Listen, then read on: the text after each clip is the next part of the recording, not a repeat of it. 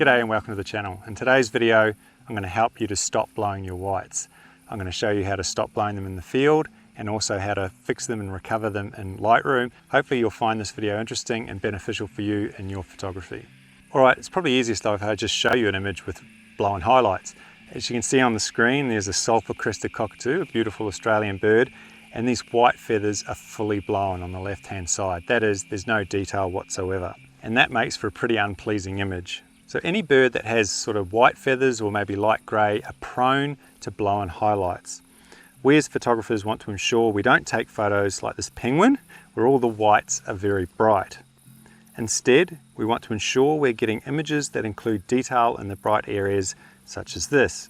And as wildlife photographers, it's important that we do everything we can to capture well-exposed images. This will ensure the highest quality files with the most details. Alright, so what causes blown highlights? Well, basically it's just when too much light reaches the sensor.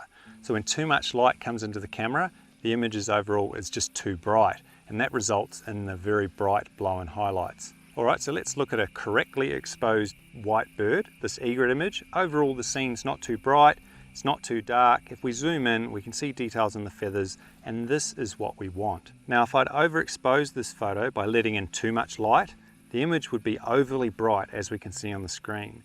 And if we zoom into the bird, all the white areas are now pure white and lack any sort of detail. The whites are blown, and this is not what we want. We can see how the exposure directly impacts how bright or how dark an image is. And on the screen, you can see on the left, that's an underexposed image. That is, not enough light has hit the sensor and the overall image is too dark. The middle is the correct exposure, so just the right amount of light. And on the right is overexposed or too bright. And it's when it's overexposed that leads to the blown highlights. So the obvious question is, how do we know we've got a correct exposure in the field? Well, the answer is your histogram and your Blinkies. If you don't know much about histograms or you've struggled to understand them, I did a complete video on histograms that you're free to check out. Alright, the first thing is your Blinkies. Each camera will have a slightly different terminology for this. It's basically a highlight warning, and you can enable it in most menus. And what this does is that after you take a photo, if you look at the photo on the back of the camera and you review it, any part of the image that is blown or has blown highlights will flash or blink, hence the term Blinkies. So by turning that on, you can take a photo, check the back of your screen. If it's blinking, you know you've overexposed that image and you need to reduce the exposure. So the Blinkies are an exceptionally good tool to let you know whether you have blown your whites. And I would implore you to definitely enable that and use that when you're out in the field. It's important to know though, if you blow your whites like I did with the sulphur-crested cockatoo, there's nothing I can do to recover them. They're gone for good. You can do something in Photoshop, but ideally you want to get it right in the field. And that's why it's so important to make sure you do get it right, and having your Blinkies on will help you stop blowing your whites. The next most important thing is your histogram, and all cameras will have that built into it, and you really do need to understand how to read a histogram. It will help your photography no end, and I highly encourage you to learn as much as you can about them, and I'll try and explain it very succinctly here for you. Let's have a look at this grey teal that featured in a recent video I took. This is what I would say is a correct exposure. It's not too bright, it's not too dark, it's kind of just right. Alright, so your histogram works in shades of grey. So let's convert this duck shot to grey scale. Now I'll overlay a histogram graph over the top of this image. We can see that there's very dark, dark, medium, light, and very light. What the camera's going to do is it's going to look at all the pixels in that image and it's going to plot them. Is it dark or medium, or is it a bright image? And so we'll go through the entire image and plot it on this histogram. And then if we look at the histogram after the camera's done that, we can see that we had mostly light pixels and some medium ones, a few very light and a few dark. Bottom half of the water would be all those light pixels, and the medium ones would sort of be those darker areas. And that's all the histogram's doing. It's just plotting how bright or dark your image is from a grayscale onto this graph, and you can visually see it. Yep, that image is pretty well exposed. Nothing's too bright, nothing's too dark. The shape of it is completely irrelevant because the shape will just change based off how many bright and dark pixels you have in your image. So the other thing you need to know with the histogram is there's probably, I believe there's 255 shades of grey that the histogram's plotting. It starts from pure black on the left and it goes to pure white on the right. So a blown pixel, so a pure white one, will show up at the very right edge of a histogram. So if we have a look at that sulfur-crested cockatoo again, let's convert it to grayscale, and we can see that there's quite a bit of white, quite a bit of dark. So think about what the histogram is going to look like. It's going to have lots of dark pixels and lots of bright ones or white ones. And when I overlay the histogram, that's exactly what we see. So the blown white pixels butt up against the right-hand edge of the histogram. This is showing us that it's overexposed. And this is a great tool when you're in the field. If you take a shot and you look at the histogram and there's pixels up against the right-hand side, we know we've blown our whites. And that's a guide to us and to tell us that we need to reduce our exposure. We need to get those pixels off that right-hand side. So let's compare that image to another sulfur-crested cockatoo image I took, convert it to grayscale, we whack on the histogram and we can see we've got some light pixels and some medium pixels, but none of them are butting up against the right edge because I didn't blow the whites. And that's ultimately what we want. We want to get our pixels as far to the right without hitting that edge. That will mean we've got a high quality file that's exposed correctly. All right, so how do we access the histogram? On a DSLR, once you've taken the photo, there's often options just to see it on the back of the screen. And this is how I do it on my Canons. When I review an image, the histogram will come up and I can read it there. And so if the image is blinking and my histogram's to the right, I know I've blown the images. Luckily on a mirrorless body, you can actually have the histogram in the viewfinder. So as you're looking and taking the photo, adjust your settings on the fly, which is amazing. It's a major benefit of mirrorless is to have that histogram in the viewfinder so you can be sure your exposure is bang on every single photo that you take. And just in regards to settings, I don't have time to explain aperture, ISO and shutter speed, but I did do a video explaining all those three settings. So if you want to know everything about your settings on your camera, be sure to check that video out. Okay, so now we know how to read a histogram. We've got our blinkies on. How does the camera actually set the exposure and how does it get it wrong? Well, when you take photos, you're either in full manual mode where you select all three settings, or you let the camera pick one, and that's in auto exposure mode. So the common ones are auto ISO and aperture priority. What that means is that in auto ISO, you set the shutter speed and you set the aperture, and the camera will change the ISO depending on what it thinks is the correct exposure. And I think that's probably the most common method people take photos, and I'll explain that to you now. So when you use auto exposure, the camera has a meter that is taking a reading from the scene. It's actually the reflected light of whatever you're looking at comes into the camera and it takes a reading and it will either increase or decrease the exposure. How it does that is it turns it to grayscale and it's trying to get 18% gray, so sort of a mid-tone. Most images, when converted to grayscale, will be in this mid-tone, and that's what it's going for. It's just going for an average, and most of the time it works pretty well.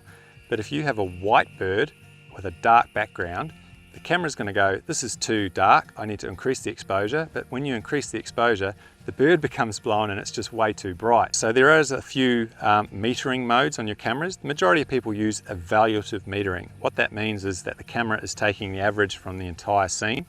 All right, so if the camera is getting the wrong exposure, we need some way to tell the camera to get the correct one. And to do that, we use exposure compensation. I think it's probably easiest if I go out into the field and just demonstrate that to you.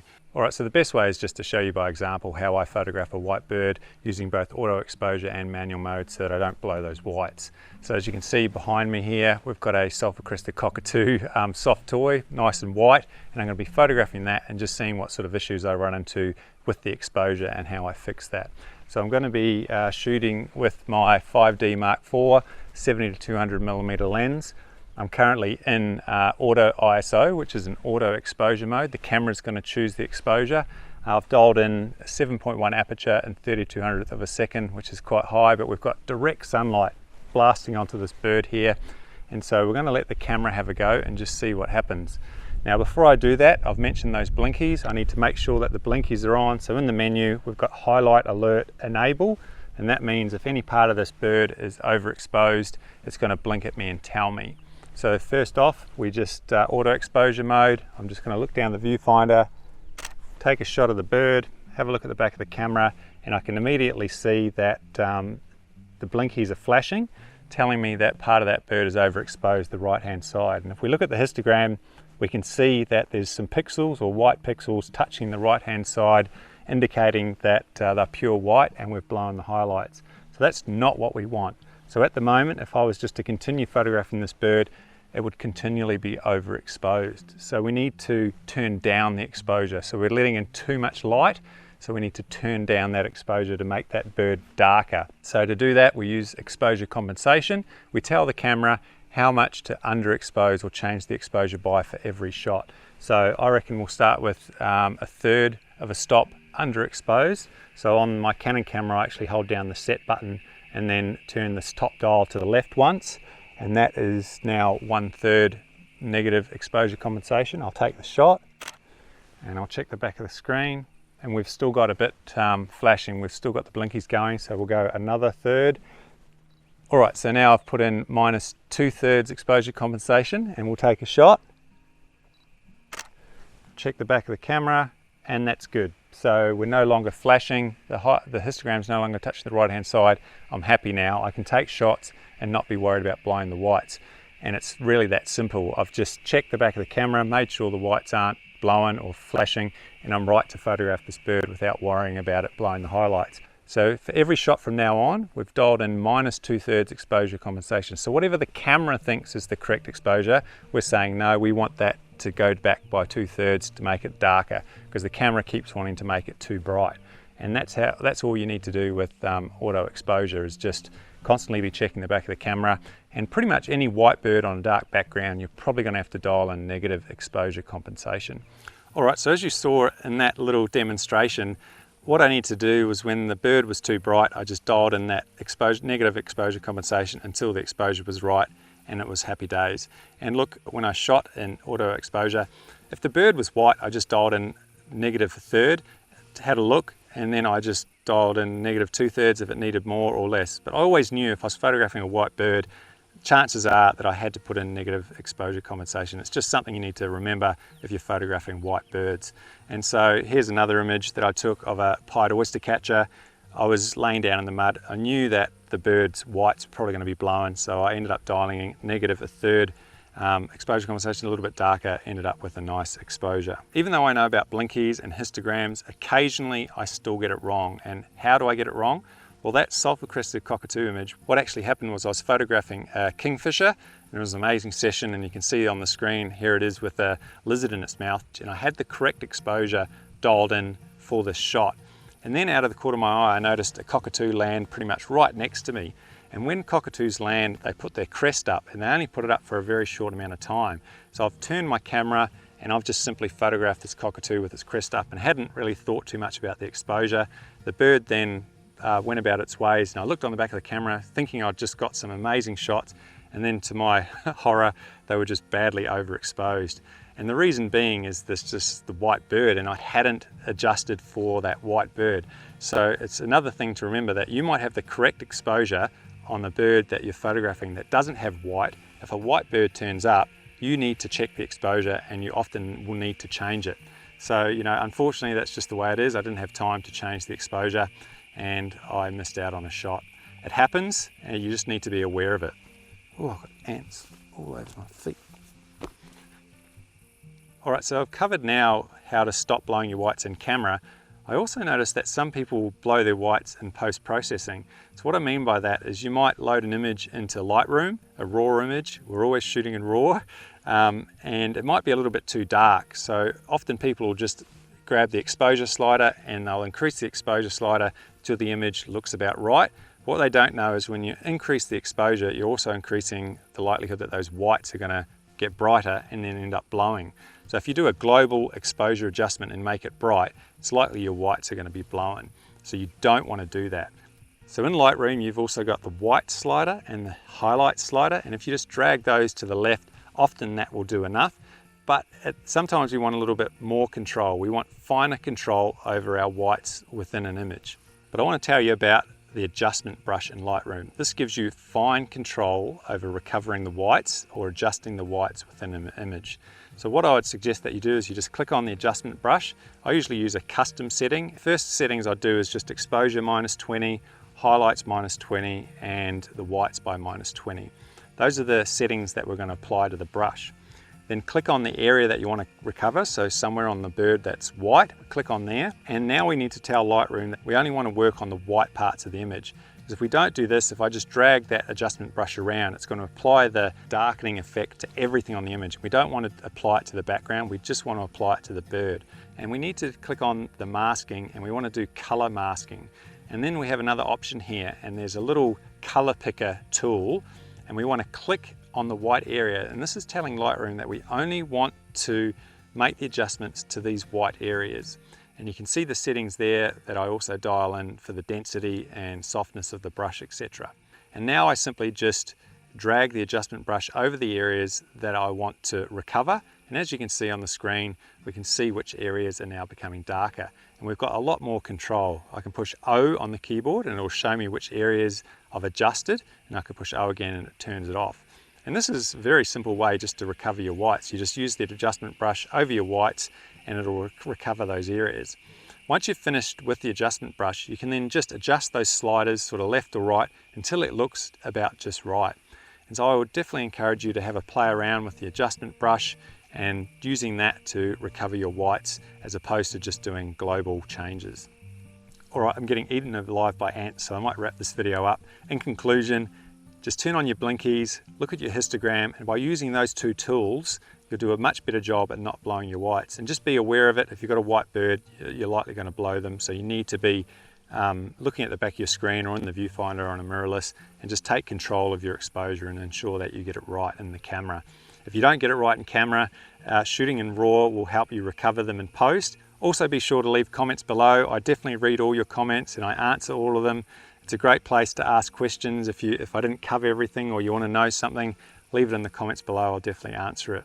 But until the next video, thank you very much for watching. Take care, bye for now, and we'll see you in the next one. See you later. Which is your exposure highlight warning, is it? Highlight warning. Or the blinkies letting us know. The magpie serenading us over here. To the left. Oh, jeez. Eaten alive by ants.